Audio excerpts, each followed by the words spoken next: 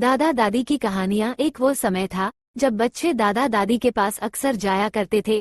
खेल खेल में वे जीवन के सुंदर मूल्यों को ग्रहण कर लिया करते थे।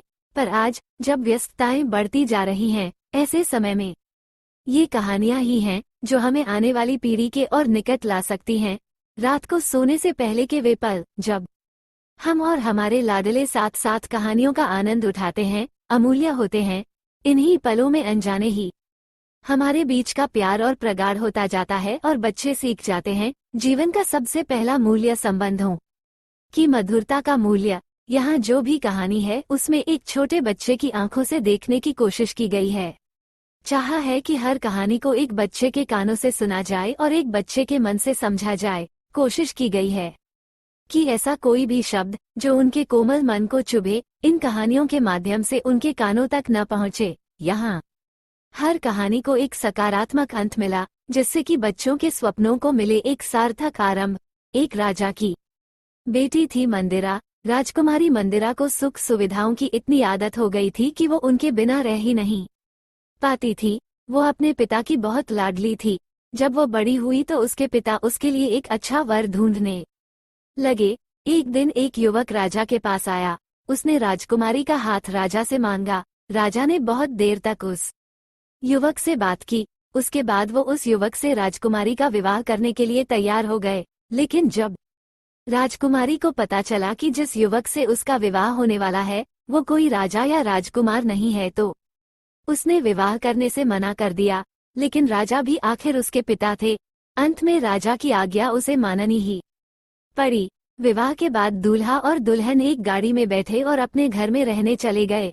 उनकी गाड़ी सुअरों के एक बाड़े के आगे रुको। वही एक झोपड़ी भी थी। युवक ने कहा, हमारा घर आ गया है, आओ अंदर चलें। राजकुमारी को ये देखकर बेहद आश्चर्य हुआ कि उसके पिता ने उसका विवाह एक सुअर पालने वाले से कैसे कर दिया। लेकिन वो अब कुछ भी नहीं कर सकती थी। उसके पति ने उससे कहा, अब यही तुम्हारा घर है, कल से तुम मेरे काम में मेरी मदद करना। राजकुमारी को ये सोचकर भी घिन आती थी कि उसके चारों ओर सुअर घूम रहे हैं, जबकि उसका पति आराम से वहां रह रहा था। धीरे धीरे राजकुमारी को सुअरों के बीच रहने की आदत पड़ने लगी। वो अपने पति की मदद भी करने लगी। कुछ महीने बीत गए।